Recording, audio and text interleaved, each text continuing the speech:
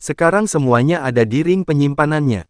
Tidak peduli harta apa yang ada di belakang, Chen Ping tidak terlalu tertarik, dia hanya ingin mendapatkan pil jiwa es, sehingga dia dapat kembali dan berbisnis dengan putri dari Kabupaten Jialing.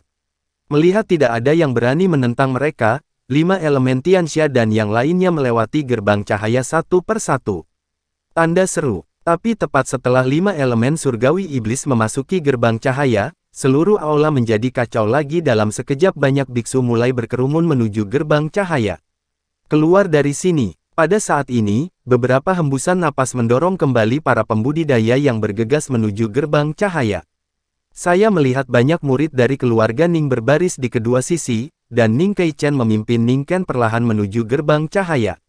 Kami belum memasuki keluarga Ning, bagaimana kami bisa memberimu semut? Ning Ken berkata dengan bangga. Brengsek, apa? Orang-orang dari Cell of Demon League baru saja berkata, kenapa kamu tidak berani kentut? Benar, apa yang membuatmu tergila-gila? Seseorang langsung membunuh kalian bertiga, dan aku bahkan tidak melihat keluarga Ningmu kentut.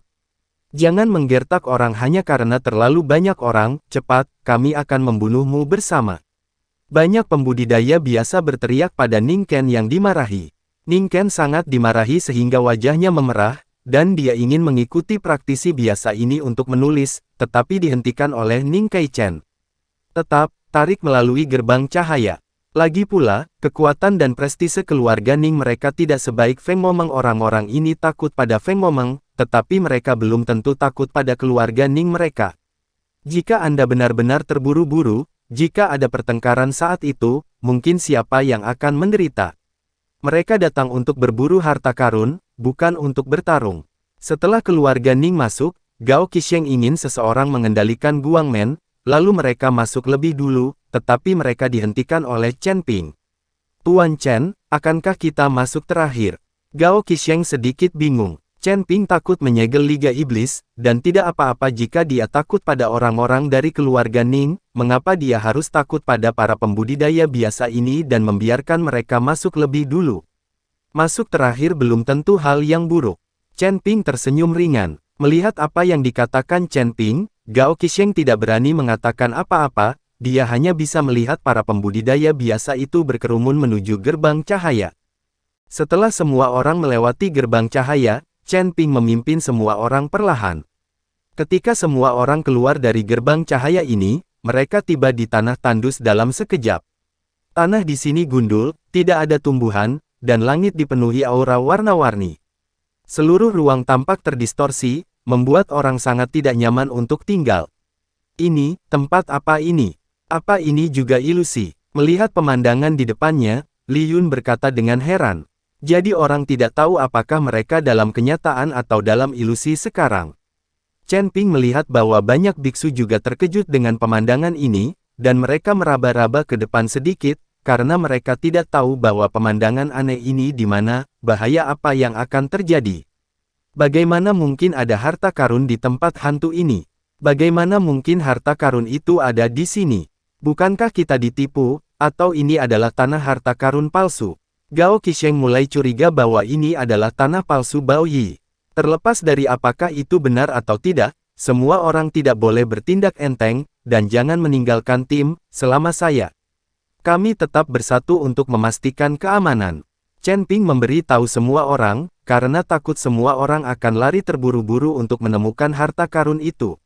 Saat itulah yang paling berbahaya. Chen Ping memimpin kerumunan maju perlahan, dan segera terdengar suara pertempuran tidak jauh dari mereka.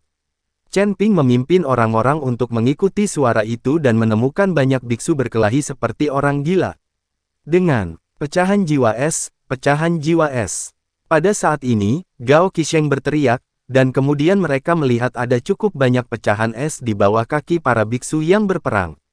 Meskipun pecahan jiwa es ini kecil, mereka dapat dianggap sebagai sumber daya berkualitas tinggi. Tidak heran para pembudidaya ini akan bertarung, lagi pula, ketika menghadapi hal yang begitu baik, semua orang menginginkan lebih. Diiringi teriakan Gao Qisheng, dia segera bergegas bersama orang-orang dan mulai merebut kepingan jiwa es. Li Yun dan Lao Sun juga bergegas. Chen Ping ingin menghentikannya, tetapi dihadapkan dengan sumber daya berkualitas tinggi, bahkan jika Chen Ping mencoba menghentikannya, dia akan menghentikannya. Tidak bisa berhenti. Chen Ping melihat beberapa orang dari Feng Momeng sedang mengendalikan suatu tempat, dan beberapa menjaga dan yang lain mengambilnya. Mengenakan pecahan jiwa es. Keluarga Ning juga menguasai area tertentu dan mulai mengambil pecahan jiwa es, terlepas dari potongan yang tersebar. Perkelahian Xiu. Perhatian Chen Ping bukan pada pecahan jiwa yang sedingin es, tetapi pada para biksu yang meninggal secara tragis di tanah. Saya melihat bahwa tubuh para biksu yang meninggal secara tragis ini semuanya memancarkan cahaya putih, dan kemudian cahaya itu perlahan melayang ke udara dan menghilang. Chen Ping memandang seorang biksu yang baru saja meninggal, dan melompat dan mendarat di depan biksu itu.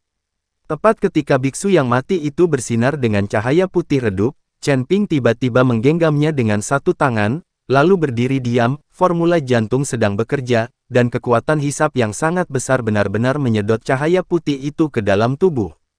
Pada saat ini, Chen Ping tertegun sesaat, matanya membelalak, dan wajahnya penuh ketidakpercayaan. Bagaimana ini bisa terjadi? Bagaimana ini bisa terjadi? Chen Ping bergumam pada dirinya sendiri. Ternyata cahaya putih ini bukanlah jiwa, melainkan kultivasi seumur hidup dari para biksu ini. Seni konsentrasi Chen Ping dapat menyerap kultivasi orang lain, tetapi hanya jika pihak lain masih hidup. Terlebih lagi, ketika dia datang ke dunia surga dan manusia, banyak biksu memiliki basis kultivasi yang sangat tinggi, dan juga sangat sulit dan menyusahkan Chen Ping untuk merokok. Oleh karena itu, Chen Ping tidak pernah menggunakan metode ini untuk berkultivasi, dan dia tidak pernah menunjukkan keahliannya di depan semua orang. Tapi sekarang para pembudidaya ini semuanya sudah mati, mengapa mereka masih berkultivasi setelah mati? Anda harus tahu bahwa ketika seseorang meninggal, tingkat kultivasi pasti akan hilang setelah orang tersebut meninggal, tidak mungkin tertahan. Tetapi biksu yang mati ini mempertahankan basis kultivasi mereka dan mengubahnya menjadi cahaya putih yang melayang ke udara dan menghilang.